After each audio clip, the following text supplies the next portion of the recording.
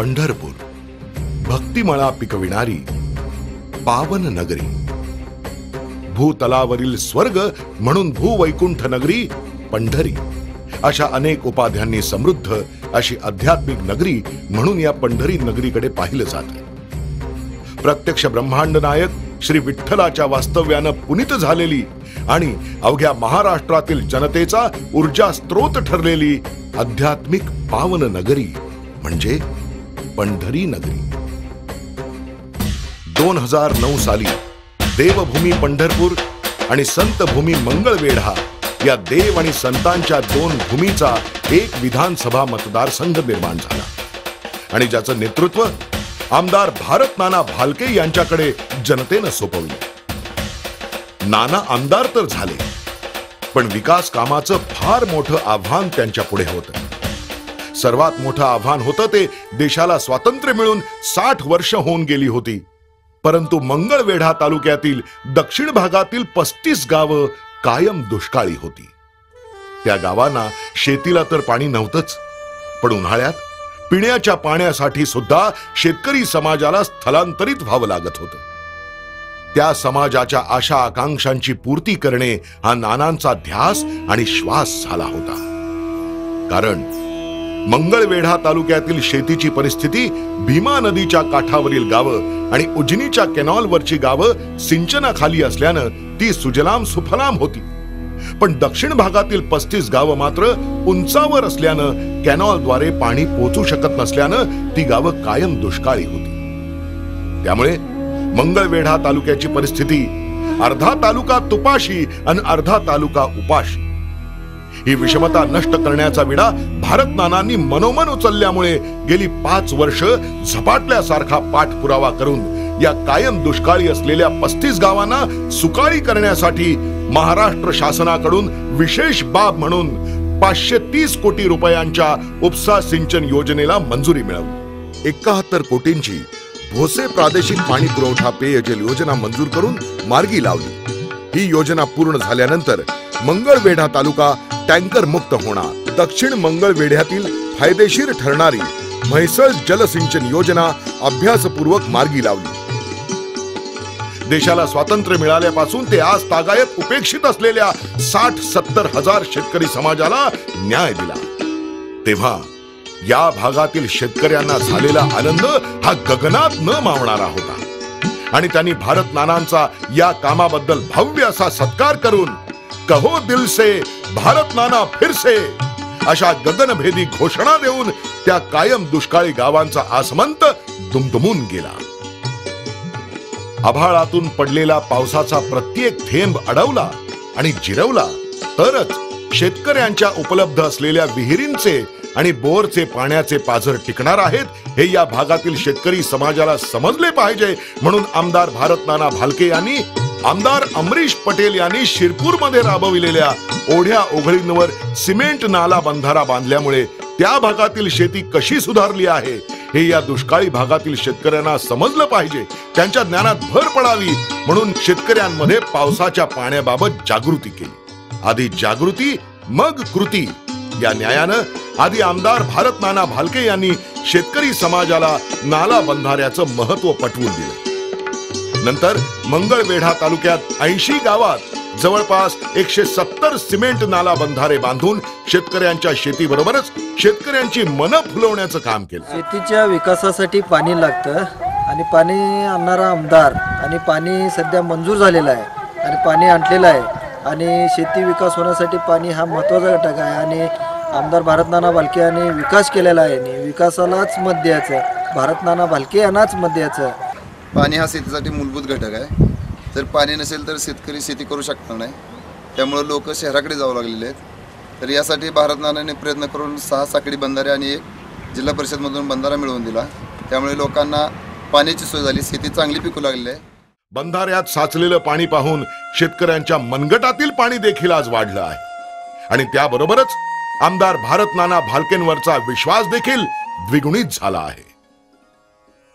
ग्रामदैवतांची जत्रा, अख्खा गाव आपापसातील वाद मतभेद विसरून एकत्र जमून गावची जत्रा पार पाडत असतात. वर्गणीतून जत्रा पार पडतात, पण त्या ग्रामदैवतांच्या मंदिरांचा आणि परिसराचा विकास, सोयी सुविधा उपलब्ध करणे गावाला शक्य होत नसते.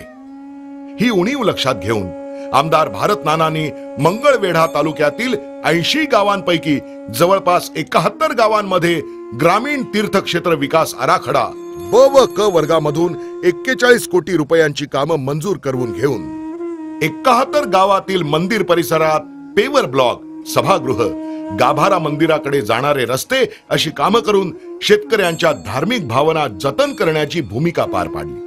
हुलजंतीचे श्री महालिंगराया देवस्थान, हुन्नूर येथील विरोबा, सिद्धापूर मातृलिंग देवस्थान, बोराळे येथील महात्मा बसवेश्वर, लक्ष्मी दहिवडी येथे लक्ष्मी माता देवस्थान, मारोळी येथे बागडे बाबा महाराज देवस्थान अशा मंगळवेढा तालुक्यातील 6 व पंढरपूर तालुक्यातील कोटी महादेव देवस्थान, कासलेगाव यल्लम्मा देवी मंदिर, तावशी खंडोबा देवस्थान आणि गोपाळपूर येथील गोपाळकृष्ण मंदिर या 4 अशा एकूण 10 गावातील देवस्थानांना तीर्थक्षेत्र निधीच्या माध्यमातून क वर्गात समावेश करून लाखोचा निधी उपलब्ध करून दिला. अवघ्या महाराष्ट्राचं कुलदैवत असलेल्या ब्रह्मांड नायक श्री विठ्ठलाची पावनभूमी पंढरीच्या विकासासाठी जगद्गुरु संत तुकाराम महाराज चतुर्थ जन्म शताब्दी विकास आराखड्याच्या माध्यमातून आमदार भारत नाना भालके यांनी 2010 साली जवळपास 150 कोटी रुपये पंढरपूर शहराच्या विकासासाठी मंजूर करून घेऊन विकास कामाला सुरुवात केली. आमदार भारत नाना भालके राजकारण करीत असताना सर्व धर्म समभावाची भूमिका लीलया पार पाडत असतात.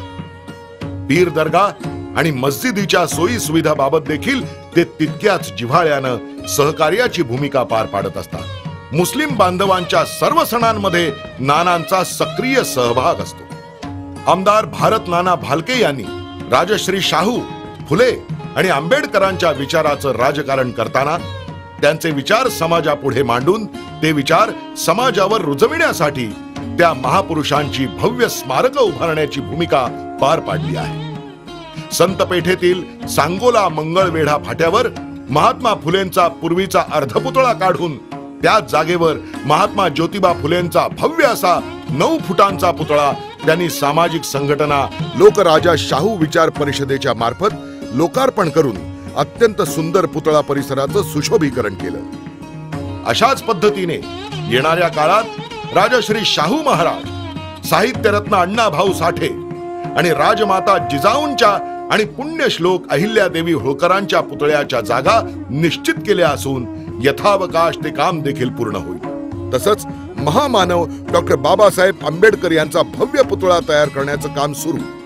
सावरकरांच्या पुतळ्याचे नव्या जागेत स्थलांतरण करून परिसराचं सुशोभीकरण केलं. संत दामाजी कारखाना परिसरात रतनचंदजी शाह शेठ आणि मारवाडी वकील यांचे पूर्णाकृती पुतळे बसवले. पंढरपूर नगरपालिका नानांच्या ताब्यात आल्यावर तिथं आमदार फंडातून बोर घेऊन इलेक्ट्रिक मोटर पंपसेट आणि टाक्या बसवून पाण्याची सोय केली. पंढरपूर आणि मंगळवेढा तालुक्यात आणि शहरात प्रत्येक एसटीच्या बस थांब्यावर पिकअप शेड बसवून प्रवासी नागरिकांच्या निवाऱ्याची सोय केली. आमदार भारत नाना भालके यांचं व्यक्तिमत्व दिसायला किती रांगडं आणि राकट असलं तरी त्यांचं काळीज हे अत्यंत संवेदनाशील आणि हळवं आहे. त्यांच्याकडे आलेल्या अडल्या नडल्या लोकांसाठी त्यांनी नेहमीच सढळ हातानं मदत करण्याची भूमिका पार पाडली आहे. गोरगरिबांसाठी उपलब्ध असलेल्या शासनाच्या सर्व योजनांचा लाभ समाजाच्या शेवटच्या घटकापर्यंत पोहोचवण्याची जबाबदारी काळजीपूर्वक नानांनी पार पाडली आहे. समाजामध्ये वाचन संस्कृती जतन झाली पाहिजे म्हणून आमदार भारत नाना भालके यांनी मतदारसंघातील 75 वाचनालयातील पुस्तकरूपी साहित्य संपदा जतन करण्यासाठी 75 कपाट वैयक्तिकरित्या भेट देऊन ग्रामीण भागातील वाचनालय टिकवण्याची भूमिका पार पाडली. गेले 25 वर्ष झाले एक 7 फाट्या म्हणजे कॅनॉलचं काम होतं. माझ्या आमदारकडे आम्ही 1-2-3 वेळा गेलो होतो गावातली काय मंडळी घेऊन. पण त्यावेळेस त्या आमदारने आम्हाला असं सांगितलं की बाबा काय तुमच्या बापघरचा नळ नाही, कुठे उठणार तुम्ही बोळी पाडणार. त्यावेळेस काय भारत नाना आमदार नव्हते. नाना आमदार झाल्यानंतर आम्ही पहिल्यांदा नानाकडे गेलो. नानाला म्हणलं असं एक 7 म्हणून फाट्याचं काम आहे. नानाने त्याचा पाठपुरावा करून करून आता कंप्लीट 4 ते 4.5 वर्ष झाली आणि गेले एक 8 दिवसापूर्वी ती काम मंजूर करून आणून उद्घाटन झालं आणि ते काम चालू झालं. इसवी सन 1980 सालापासून पूर्वीच्या पंढरपूर तालुक्यातील शेतीची परिस्थिती अशी होती की 100 गावांचा तालुका असला तरी तालुक्यातील दक्षिण भागातील 22 गावं नीरा आणि भाटनगर धरणांच्या कॅनॉलमुळे सुजलाम सुफलाम असायची.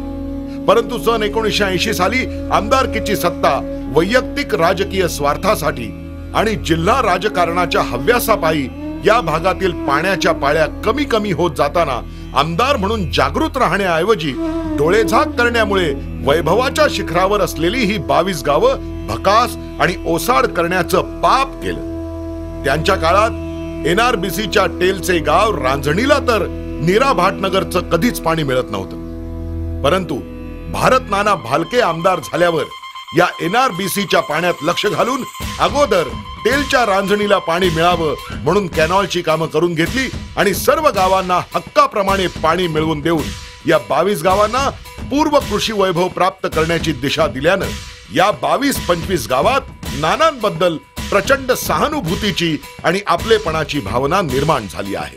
आमदार श्रीयुत भारत नाना भालके यांच्या राजकीय जीवनाची सुरुवात सहकारी साखर कारखान्याच्या माध्यमातून झाली. सन 1985 साली कैलासवासी कर्मवीर औदुंबर अण्णा पाटील यांनी श्री विठ्ठल सहकारी साखर कारखान्यावर त्यांना संचालक म्हणून उमेदवारी देऊन बिनविरोध निवडून दिलं. काही वर्षातच त्यांच्या कामातील हरहुन्नरी आणि जोम पाहून कैलासवासी औदुंबर अण्णा पाटील यांनी कारखान्याचे व्हाईस चेअरमन केले. नंतरच्या काळात राजकारणाच्या अनेक घडामोडीनंतर सन 2002 साली आमदार श्रीयुत भारत नाना भालके श्री विठ्ठल साखर कारखान्याचे चेअरमन झाले आणि खऱ्या अर्थानं त्यांच्या प्रशासकीय गुणाचा कस लागला आणि ते त्यांच्या कर्तृत्वानं यशस्वी चेअरमन म्हणून नावारूपास आले. 2009 साली नाना आमदार झाल्यानंतर मंगळवेढा तालुक्यातील श्री संत दामाजी सहकारी साखर कारखान्याची निवडणूक नानांच्या नेतृत्व आणि मार्गदर्शनाखाली लढवली आणि जिंकली. आणि थोड्याच दिवसात ज्या दामाजी साखर कारखान्याच्या कामगारांना 6 महिने पगार मिळत नव्हता त्या कामगारांना महिन्याला पगार देण्याची व्यवस्था केली. तसंच दामाजी कारखान्यावर उत्कृष्टरित्या कामकाज करून जवळपास 2.5 ते 3 वर्षात 40-42 कोटींचं कर्ज फेडण्याची भूमिका देखील पार पाडली आणि दामाजी कारखान्याचं काम सुरळीतपणे करून देण्याची भूमिका पार पाडली. अशा रीतीनं सोलापूर जिल्ह्यातील सहकार क्षेत्रात अत्यंत प्रभावशाली काम करणारं नेतृत्व म्हणून आमदार श्रीयुत भारत नाना भालके यांचं नाव झालं आहे. सर्वात मोठं दान असलेलं भव्य रक्तदान शिबिर आयोजित केलं. ज्येष्ठ नागरिकांसाठी मोफत काशी यात्रा घडवून आधुनिक काळातील श्रावणबाळ असल्याचं दाखवून दिलं. त्याचबरोबर साधू संतांच्या कार्यात भरीव मदत केली. दुष्काळामध्ये खाटकाच्या दावणीला जाणारं पशुधन आणि जनावर वाचविण्यासाठी सरकारनं मंजूर केलेल्या चारा छावण्यांचे तालुक्यात विविध संस्थांच्या माध्यमातून उत्तम नियोजन करून समाजासमोर नानांनी आदर्श घालून दिला. मंगळवेढा तालुका हा दुष्काळग्रस्त आहे हे संपूर्ण महाराष्ट्राला परिचित आहे. गेल्या वर्षी या दुष्काळावर मात करण्यासाठी सिमेंटचे बंधारे बांधण्यासाठी 9.5 कोटी रुपयाचा निधी या मंगळवेढा तालुक्याला मंजूर करून दिला. यावेळेस पाऊस झाल्यानंतर हे पावसाचं पाणी या बंधाऱ्यामध्ये आलेलं आहे आणि मोठ्या प्रमाणावर या बंधाऱ्यामध्ये पाणी साठलेलं आहे. त्यामुळं मंगळवेढा तालुक्यातील जे भूजल पातळी आहे ती भूजल पातळी वाढलेली आहे. त्यामुळं आसपासच्या जवळजवळ बऱ्याच शेतकऱ्यांच्या विहिरींचा जो भूजल साठा आहे तो भूजल साठ्यामध्ये वाढ झालेली आहे आणि त्यामुळे निश्चितपणानं शेतकऱ्यांच्या मध्ये समाधान व्यक्त होत आहे. जे का रंजले गांजले त्यासी म्हणे जो आपुले तोची साधू ओळखावा देव तेथेची जाणावा. या संतांच्या उक्तीप्रमाणे ओबीसी मागासवर्गीय समाजाचे मेळावे, महिला मेळावा, युवक मेळावा भरवून त्यांना मार्गदर्शन केलं. गेल्या 25 वर्षात संजय गांधी निराधार योजनेच्या माध्यमातून फक्त 917 प्रकरणं मंजूर केली गेली होती. मात्र नानांनी केवळ 5 वर्षात सुमारे 4106 प्रकरणं मंजूर करून ज्येष्ठांना आधार दिला. नेत्ररोग शिबिरात मोफत चष्म्याचं वाटप, वीज, पाणी, रस्ते, झोपडपट्टी धारक, भाजी मंडई, टांगा, रिक्षा इत्यादींच्या प्रश्नांवर मोर्चे, चळवळ आणि उपोषण करून समाजाच्या ज्वलंत प्रश्नांवर आवाज उठवून वाचा फोडण्याची भूमिका पार पाडली. महात्मा बसवेश्वरांचं संत नगरी मंगळवेढ्यामध्ये साक्षात 14 वर्ष वास्तव्य होतं। याच गोष्टीची दखल घेत नानांनी कुडाळ संगमच्या धर्तीवर मंगळवेढ्यात बसवेश्वराचं राष्ट्रीय दर्जाचं भव्य दिव्य स्मारक करण्यासाठी अभ्यासपूर्वक आराखडा बनवून सरकारला सादर केला। ग्रामीण भागातील सर्वात मोठी समस्या म्हणजे दळणवळण। ही दळणवळणाची समस्या सोडविण्यासाठी नानांनी रस्ते खेड्यापाड्या वस्त्यांना जोडण्याचा संकल्प केला। तसंच दारोदारी रस्ते आणि घरोघरी प्रकाश ही योजना राबवली। त्याचबरोबर पंढरपूर सोलापूर रस्त्यावरील दगडी पुलास पर्याय म्हणून अत्याधुनिक आणि सुसज्ज पूल मंजूर करून पूर्णावस्थेतील हा पूल रस्ते वाहतुकीस सज्ज झाला आहे। प्रत्येक गावामध्ये सिमेंट कॉन्क्रीटचे रस्ते ही नानांची देणगी आहे। उत्तम आरोग्याची गुरुकिल्ली म्हणजे सार्वजनिक स्वच्छतागृह उभारली आणि वैयक्तिक स्वच्छतागृह उभारण्यासाठी नागरिकांना आवाहन केले। तसंच जनावरांच्या चांगल्या आरोग्यासाठी शासकीय पशुवैद्यकीय दवाखान्यांची उभारणी, पंढरपूर विभागातील नागरिकांना संजीवनी ठरणाऱ्या जिल्हा उपरुग्णालय अर्थात कॉटेजमध्ये रुग्णांसाठी अनेक सुविधा दिल्या। तसंच दोन्ही तालुक्यातील शासकीय दवाखान्यांना तातडीची आरोग्य सुविधा म्हणून रुग्णवाहिकांची भेट, तरुणांचे आरोग्यमान सुधारण्यासाठी तालीम, व्यायामशाळा यांची उभारणी केली। एवढंच नव्हे तर तंदुरुस्त राहण्यासाठी आणि व्यायाम करण्यासाठी जॉगिंग ट्रॅक बांधले। जन्माला आलेलं प्रत्येक मूल साक्षर झालं पाहिजे या उदात्त हेतूनं नानांच्या मार्गदर्शनाखाली खेड्यापाड्यात आणि वाड्या वस्त्यांवर वेगवेगळ्या निधींच्या माध्यमातून अंगणवाड्या उभारल्या। तांबड्या मातीमधील कुस्ती टिकवण्यासाठी नानांनी भव्य राष्ट्रीय आणि आंतरराष्ट्रीय कुस्त्यांच्या स्पर्धांचं आयोजन केले। चंद्रभागा मैदानावर झालेल्या अखिल भारतीय मराठी नाट्य संमेलनाचे स्वागताध्यक्ष म्हणून यशस्वी आणि उल्लेखनीय कामगिरी करीत भक्ती पंढरीला नाट्य पंढरीचे रूप देऊन या कामातही आम्ही कमी नाही हे संपूर्ण महाराष्ट्रवासियांना दाखवून दिले। पंढरपूर व मंगळवेढा तालुक्यातील न्यायालय विकास निधी मंजूर करून अत्याधुनिक इमारतींचं काम पूर्णत्वाला आणलं आहे। संत दामाजीनगर, चोखामेळा या 2 मंगळवेढ्यातील नवीन ग्रामपंचायती मंजूर केल्या आणि त्यांच्या विकासासाठी विकास निधी आणला।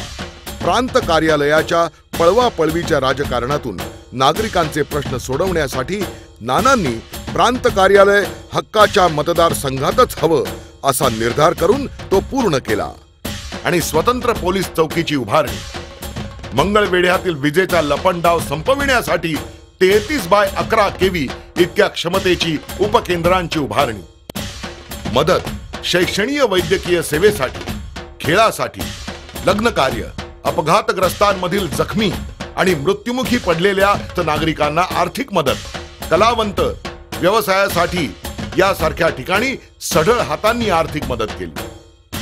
पंढरपूर ते विजापूर मंगळवेढ्या मार्गे रेल्वे मार्ग अशा रीतीने विकास काम पूर्ण करून मतदारसंघातील प्रत्येक गावोगावी आणि खेडोपाडी विकासवारी पोचविणारा विकास पुरुष म्हणून सिद्धता प्राप्त केली। मी गेल्या निवडणुकीमध्ये 2009 सालच्या विधानसभेमध्ये मला अपक्ष म्हणून तिथल्या जनतेनं या मतदारसंघातनं प्रचंड मतानं निवडून देण्याची जबाबदारी पार पाडली। देशाला स्वातंत्र्य मिळून 70 वर्षे होत आलेले असताना सुद्धा त्या दुष्काळी भागाच्या उपसा सिंचन योजना, शेतीला पाणी तिथल्या लोकांची मागणी होती, पण या पूर्वीच्या काळात त्यांना पाण्यासाठी न्याय देण्याची जबाबदारी कुणीच पार पाडलेली नव्हती। मी गेल्या निवडणुकीमध्ये जो जाहीरनामा दिला त्या जाहीरनाम्यामध्ये त्या 35 गावच्या पाण्या प्रश्नाला मी त्या ठिकाणी मंजुरी आणून टोकन निधी आणलं तरच मतं मागायला येईल ही भावना आणि भूमिका त्या ठिकाणी ठेवली होती। विदर्भ मराठवाड्याचा अनुशेष असताना सुद्धा त्या ठिकाणी अनेक अडथळ्याची शर्यत पार करून ती उपसा सिंचन योजना मंजूर केली। 530 कोटी रुपये निधीला कॅबिनेटकडून मान्यता घेतली। टोकनचा त्या ठिकाणी क्रमांक घेऊन नंबर घेऊन टोकन अमाऊंट सुद्धा त्या ठिकाणी महामंडळाकडून शिफारस करून टोकन देण्याची प्रोव्हिजन करण्याची जबाबदारी एक लोकप्रतिनिधी म्हणून पार पाडलेली आहे। पिण्याच्या पाण्यासाठी त्या 40 गावाला अनेक वर्ष देशाला स्वातंत्र्य मिळाल्यापासून टँकरनं पाणी पुरवठा होत होता। टँकरच्या पाण्यामुळे अनेक ठिकाणी त्या ठिकाणी गढूळ पाण्यामुळे त्यांच्या आरोग्यावर होणारा बिघाड, कॉलऱ्यासारखी साथ, त्या ठिकाणी डेंग्यू सारख्या अनेक आजाराला तिथल्या लोकांना सामोरं जावं लागत होतं। पण मी एक महत्त्वाची भूमिका त्या ठिकाणी केली की 40 गावाला लोकवर्गणीची 8 टन रद्द करून 70 कोटीची ह्या भीमा नदीवरनं पाणी पुरवठा योजना, तिथल्याही नागरिकांना प्यायला चांगलं पाणी मिळालं पाहिजे, ह्या भूमिका मी त्या ठिकाणी पार पाडलेल्या आहेत. पंढरपूरसारखं एक सर्वात मोठं तीर्थक्षेत्र ठिकाण आहे. त्या ठिकाणामध्ये चतुर्थ जन्म शताब्दी निमित्त जवळपास 100 विकास आराखडा मंजूर करताना 161 कोटी रुपये 2010च्या मार्चच्या बजेटमध्ये मंजूर केलं. तेवढ्या पैशामध्ये आमचं भागत नाही. एवढं मी राज्याच्या मुख्यमंत्र्याला आणि सरकारला सांगितल्यानंतर आता पुन्हा नव्याने 303 कोटी रुपये मागच्या 3 महिन्यापूर्वी मंजूर करून आपल्या खात्यावरती येऊन पंढरपुरात मग त्या ठिकाणी टॉयलेटचे ब्लॉक उभा करायचे असतील, घाट दुरुस्ती असेल, अजून काही पंढरपुरातल्या रस्त्यासाठी पैसे असतील, त्या ठिकाणी ड्रेनेजच्या अपुऱ्या योजनेसाठी पैसे असतील, या सगळ्या गोष्टी मी एक लोकप्रतिनिधी म्हणून केलेलं आहे. शेतकऱ्याला, या कृषीप्रधान देशातल्या शेतकऱ्याला 2 साधन सुविधा महत्त्वाच्या राज्यकर्त्यांनी आणि राज्य सरकारने दिल्या पाहिजेत. एक, शेतीला पाणी आणि लाईट. आणि म्हणून पाण्याच्या बाबतीत NRBCचं पाणी असू द्या, उजनीचं पाणी असू द्या, म्हैसाळचं पाणी मिळवायच्या बाबतीत असू द्या, जास्तीचं पाणी मिळवायचा प्रयत्न करून अपुरी कामं पूर्ण करण्याची जबाबदारी एक लोकप्रतिनिधी म्हणून पार पाडतोय. इन्फ्रा 1 मधनं आणि इन्फ्रा 2 या MSCBनं इन्फ्रास्ट्रक्चर उभा करताना 33 केवीची माझ्या मतदारसंघात मंगळवेढ्यात 5 सबस्टेशन, 132 केवीचं भाळवणी निंबुनीच्या माळाला मोठं सबस्टेशन त्या ठिकाणी उभा करतोय.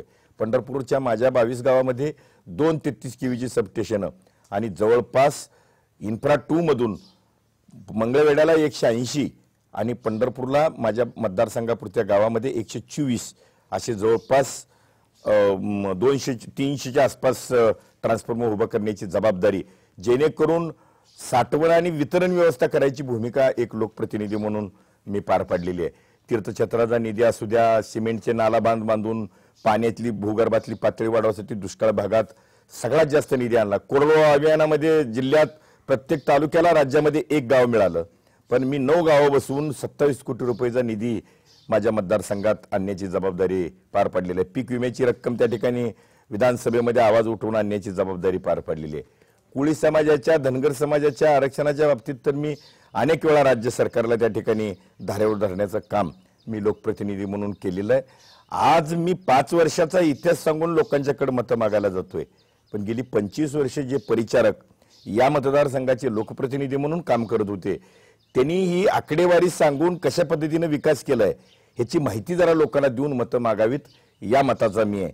आणि म्हणून एका बाजूला खोटं बोल पण रिटून बोल ही ग्रामीण भागातली जुनी म्हण आहे. काल देवेंद्र फडणवीस नावाचा भारतीय जनता पक्षाचा अध्यक्ष देवाच्या नगरीत तरी खरं बोलवलं वाटलं, पण तो किती विसंगत बोलला. कालच्या मुलाखतीत सगळ्या लोकांनी आणि भाषणं ऐकली, दोन्ही नेत्यांची भाषणं मला त्या ठिकाणी ऐकायला मिळाली. दुर्दैव आहे या आजच्या 21व्या शतकात इन्फॉर्मेशन टेक्नॉलॉजीच्या युगातल्या गप्पा मारणाऱ्या माझ्या शिकलेल्या तरुण बांधवांनी खऱ्या अर्थाने विचार करायला पाहिजे. त्या ठिकाणी देवेंद्र फडणवीसनं सांगितलं की ही योजना बालकेंची कागदावर आहे आणि दुसऱ्या मुलाखतीत सांगितलं की मी या योजनेला केंद्रातनं पैसे देतो. म्हणजे नेमकी योजना कागदावर आहे आणि पैसे कशाला देतो, म्हणजे मटका खेळायला देणार आहेत का? हा खरा विचार करायला लावणारी बंधूंनो एक पहिली गोष्ट. आणि राजू शेट्टीनं भाषणात सांगितलं की ज्यांनी जिल्हा मध्यवर्ती बँकेची वाट लावली, ज्यांनी दूध संघात भ्रष्टाचार केले, ज्यांनी साखर कारखान्यात शेतकऱ्यांना पिळून काढलं, त्यांना आम्ही आता ही जनता धडा शिकवल्याशिवाय राहणार नाही.